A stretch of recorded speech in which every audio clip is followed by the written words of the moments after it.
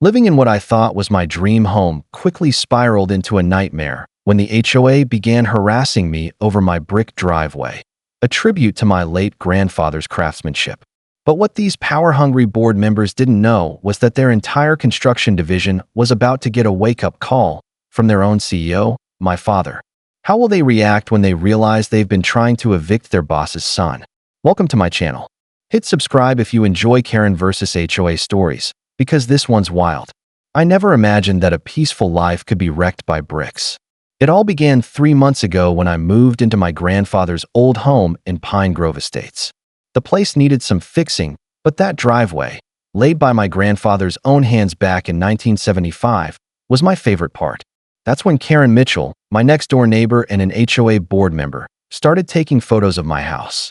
At first, I tried being neighborly, waving at her as she passed by with her designer purse and that permanent frown, but then the notices started. "Your driveway doesn't meet HOA standards," the first one read. "All driveways must be concrete or asphalt." I was stunned. That driveway had stood for nearly 50 years, well before the HOA was even formed. I confronted Karen during one of her morning inspection walks. I calmly explained, "This driveway is historical. My grandfather built it. It's part of this home's soul." But she just smirked. "Rules are rules," she said coldly. "The board has voted. You have 30 days to replace it or face eviction." My blood boiled, but I stayed calm. "I'd like to see the original HOA documents," I requested. Her grin widened.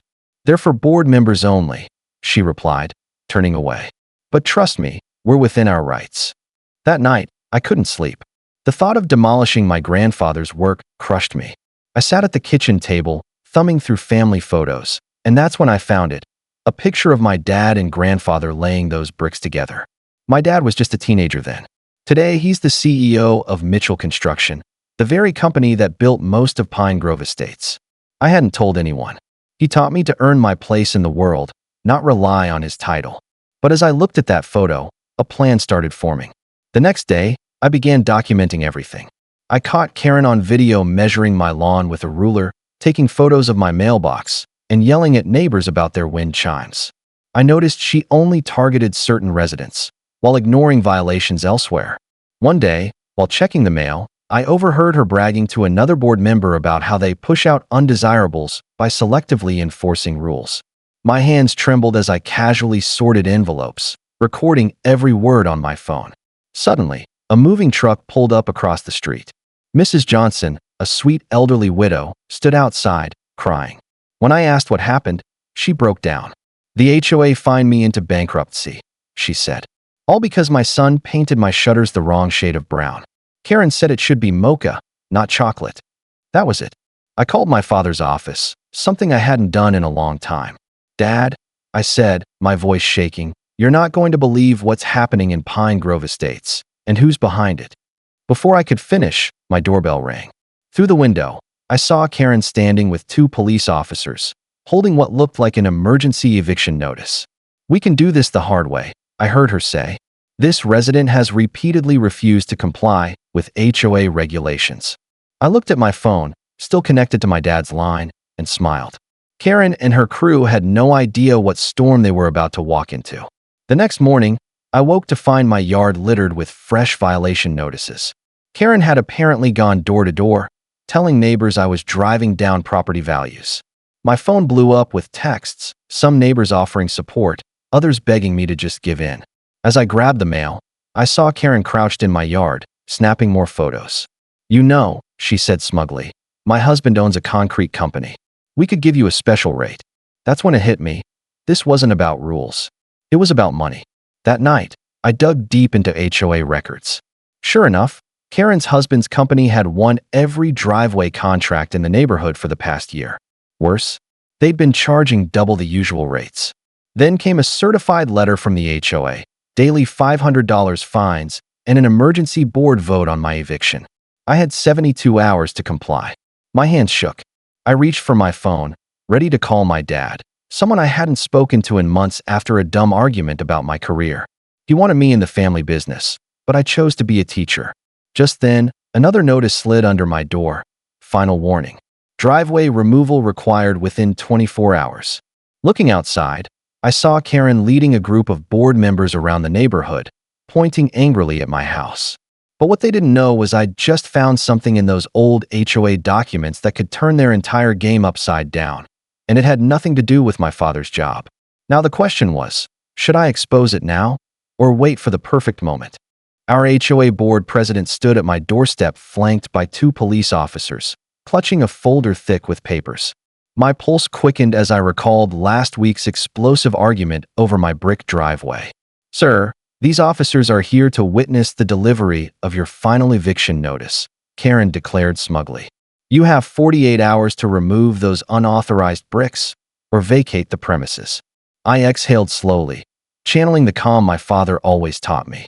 "Officers, if I may show you something," I said, pulling out my phone. I played a video from 3 nights ago, clear footage of Karen and her husband sneaking onto my property at 2 a.m., wielding crowbars and trying to dislodge my bricks. Their faces said it all. The officers immediately turned serious. Karen blanched. That's not what it looks like," she stuttered. "Oh, really?" I said, "because it looks like attempted vandalism and criminal trespassing." Then I pulled up photos of Karen's own driveway, illegally remodeled without HOA approval, and documentation proving my bricks were grandfathered in before the HOA ever existed. But Karen wasn't backing down. She whipped out her phone. "Hello? Construction Division? I need to speak to the CEO immediately. Urgent HOA matter." My heart skipped. She was calling my father. A voice responded over speaker.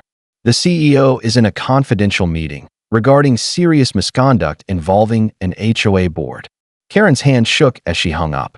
The officers glanced at each other, clearly sensing this wasn't a simple code violation anymore. Then my elderly neighbor Martha slowly approached. "Officers, I've got something too," she said, pulling out her phone. "I've lived here for 40 years, and I've been recording." She played clips of Karen yelling at neighbors, issuing false citations, even bragging about bribes to overlook violations. The officers started taking notes. Karen's face turned crimson. "Lies. All lies," she barked. "Arrest him for noncompliance." One officer turned to her calmly.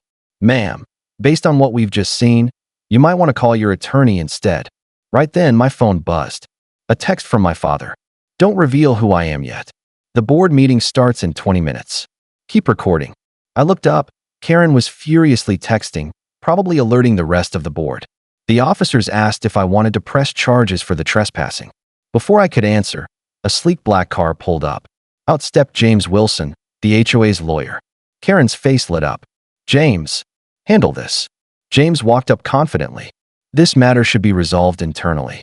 Officers, you're dismissed." Then he saw me. Recognition dawned. His smirk vanished. He remembered me from the company Christmas party. "Karen," he said tightly, "we need to talk. Now." He pulled her aside, whispering furiously. Her expression shifted from annoyance to dread. She looked at me, then her phone. 10:45 a.m. The board meeting was 15 minutes away. What she didn't know was that my father had spent the past week collecting testimonials and internal HOA documents, proof of Karen's corruption, kickbacks, fake citations, and personal grudges. As she and James scrambled, Martha gave me a wink. More neighbors were stepping out, phones in hand, ready to expose Karen's regime. It was all building up to the most explosive HOA board meeting in history. But first, I had to decide, press charges now or wait for my father's move. Inside, I stared at the eviction notice taped to my fridge when another text came through. "Karen's outside taking pictures of your driveway again." Sarah, my neighbor. I grabbed my coffee and peered out the window. There she was, strutting across my bricks like a fashion-forward invader, snapping photos like she was with TMZ. That was the last straw. For 3 months, I'd endured their harassment over the brick driveway my grandfather had laid by hand. Now they claimed it violated a new rule they conveniently invented last week. They had no clue who they were dealing with. I opened the folder I'd been saving, blueprints, legal documents, and a comprehensive report from my father's company, the same firm that built this neighborhood and still oversaw all HOA construction. My hands shook as I called his office. I hadn't wanted to pull him in, but it was time. "Dad," I said when he answered, "remember you said to call if things escalated? Well, they just hit nuclear." Silence. Then his steady voice, "Send me everything. And don't leave out a single detail about Karen's inspections." At that moment, my security app pinged. I watched through the feed as Karen measured my driveway with a tape measure, grinning. But she froze when she saw me walking out, phone in hand, recording. "You're trespassing," I said. "I'm the HOA president," she snapped, holding her tape like a badge. "I have the right. Your driveway is 3 inches over spec and the bricks are the wrong color. You have 48 hours. I just smiled. The clock was ticking, and Karen had no idea what was coming. "Actually, Karen, before you make any more threats, you might want to check your emails. The CEO of your construction division wants to have a word with the board. Emergency meeting tonight." Her face turned pale as she pulled out her phone, quickly reading the urgent email from the CEO himself. My father, calling for an immediate board meeting to discuss serious concerns about the recent HOA enforcement actions. But what Karen didn't know was that I had something much bigger planned for tomorrow's meeting. Something that would not only save my grandfather's driveway, but also change the way this HOA operated forever. As she stormed off in her designer heels, I imagined her reaction when she realized every harassment incident was documented, every illegal rule change recorded, and that all of it was about to land not just on the CEO's desk, but also on the desk of the local news station that had taken an interest in my story about HOA abuse of power. I went back inside, grabbed a framed photo of my grandfather laying those bricks 20 years ago, and whispered, "Don't worry, Grandpa. They're not touching a single one of your bricks. In fact, after tomorrow, they might be begging for driveways just like mine." The sun was setting as I finished preparing my presentation for the meeting.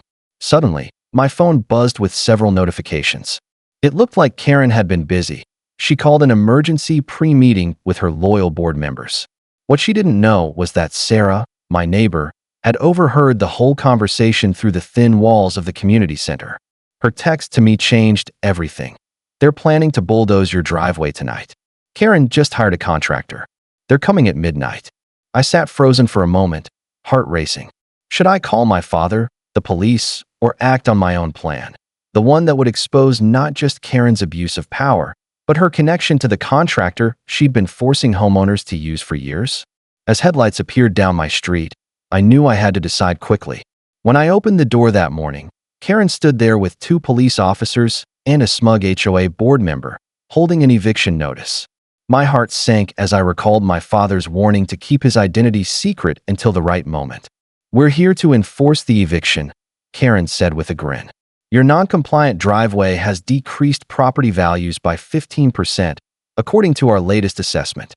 I calmly pulled out my phone and played the recording from last week, where Karen threatened to make my life miserable unless I replaced my grandfather's brick driveway with their approved concrete. The officers exchanged uncomfortable glances as I spoke. "Officers, I'd like to report harassment and attempted extortion," I said, watching Karen's face lose color. "I also have evidence that the HOA board has been selectively enforcing rules and accepting kickbacks from their preferred contractors." One board member stepped forward, trying to salvage the situation. "These are baseless accusations. We have full authority." I cut him off, pulling out a thick folder. "I have copies of every approved driveway modification in this neighborhood for the last 5 years, including 3 brick driveways approved just last month for board members' relatives." Karen's confidence faltered as I continued. "I also have proof that the construction company you've been forcing homeowners to use has been overcharging by 300%, splitting the profits with certain board members." The police officers were now fully focused on Karen and the board member, who began backing away. Then my phone rang. It was Dad. I put it on speaker. "Son, I'm 5 minutes away with the FBI's real estate fraud division. Keep them there." Karen's face drained of color as she recognized my father's voice. "Wait, you're Richard Thompson's son? The Richard Thompson, our CEO?" I smiled as 3 black SUVs rolled onto the street. "Maybe you should have checked whose son you were trying to evict before starting this witch hunt, Karen. By the way, that decrepit brick driveway you've been insulting? My grandfather built it with the same bricks he used to lay the foundation for this entire neighborhood 50 years ago." The FBI agents approached, and Karen, followed by the board member, looked for an escape route. But the real shock came when my father stepped out of the lead vehicle, wearing not his usual business suit, but his original 1975 Thompson construction jacket. The neighbors, who had started recording everything, began to murmur. "Board meeting in 1 hour, Karen. My father boomed. And bring your resignation letter. We have a lot to discuss about those kickbacks. Just when we thought justice was about to prevail, Karen revealed a final piece of paper that made even my father pause. What could she possibly have that would make the CEO of Thompson Construction take a step back? That night's emergency HOA meeting was packed. My father took the podium, introducing himself as both the CEO of Thompson Construction and my father. He revealed how he'd been watching everything unfold and documenting every illegal action the board had taken. Not only had they violated homeowner rights, but they also breached their contract with Thompson Construction by attempting unauthorized construction removal. Karen tried to interrupt, but my father wasn't finished. He projected photos showing her own unapproved home modifications, something she had conveniently hidden from everyone. The room erupted in chaos. Homeowners shared their stories of Karen's selective enforcement and harassment. Susan presented research showing 5 properties incorrectly mapped under HOA jurisdiction. Realizing their liability, the board members distanced themselves from Karen's actions. Then came the final blow. My father announced that Thompson Construction was dissolving the current board due to contract violations. When Karen stormed out after we called for new elections, she didn't leave quietly, threatening to sue everyone in sight. But by the following week, we had new board elections, and Susan became president. Her leadership introduced fair policies that genuinely benefited the community. As for my brick driveway, it became a symbol of standing firm against HOA overreach. In fact, more neighbors started requesting similar designs, and now, every time I pull into my driveway, I think of my grandfather and how proud he'd be to know that his last project helped transform the community for the better. The cherry on top? Karen listed her house for sale last week. Turns out, living in a community where she couldn't bully others wasn't her thing. Dad and I had a good laugh over coffee this morning, sitting on my very legal and very beautiful brick driveway. I thought everything was settled after the HOA board issued its public apology, but Karen wasn't done plotting her revenge. Last Tuesday, I came home to find bright orange violation stickers all over my brick driveway. Her latest complaint? That my landscaping modifications were supposedly lowering property values. I couldn't help but laugh when I saw her peeking through her curtains, probably expecting me to have a meltdown. Instead, I calmly took pictures of the stickers and called my dad. He was furious but advised me to play along. He had the perfect plan to put an end to this once and for all. The next morning, a construction crew arrived at Karen's house, marking her property with bright flags and taking measurements. She stormed out in her designer bathrobe, demanding to know what was going on. The crew chief handed her a notice. A full property survey had revealed that her prized rose garden and decorative fence were actually on HOA common ground. Karen turned bright red, and my father pulled up in his CEO car just in time to watch her tantrum.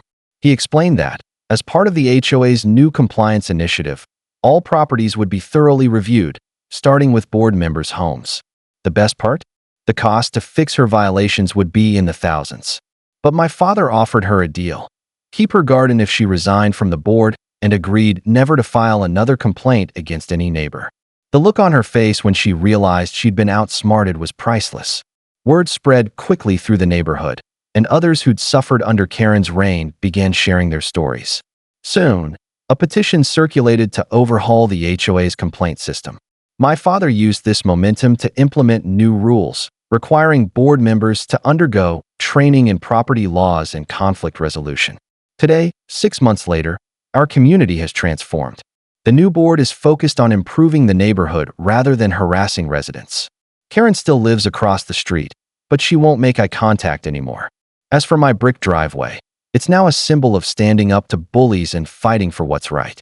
Every now and then, new neighbors admire it, and I share the story of my grandfather's craftsmanship and the battle it took to preserve his legacy. I thought the drama was over after exposing Karen's illegal swimming pool to the HOA, but she wasn't finished yet. This morning, while checking my mail, I noticed strange white powder scattered all over my brick driveway. At first, I thought it was just salt from the snow, but then I saw Karen hurriedly closing her curtains. I took samples and called the police to document everything. As I waited, I remembered the security cameras I'd installed after the earlier HOA incidents. Reviewing the footage, I saw Karen at 5 a.m., spreading what looked like concrete etching acid all over my grandfather's handiwork. The police arrived, and just as they started examining the evidence, my phone buzzed. It was Dad, who I hadn't told about Karen's latest attack yet. "Son, get to the office now," he said in his serious CEO voice.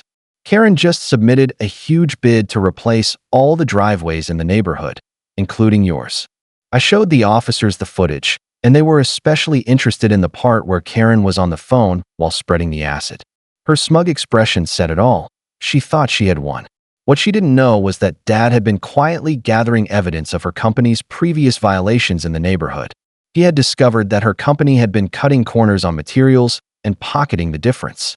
Now, with the acid attack documented, we had everything we needed. I watched from my window as the police arrived at Karen's house.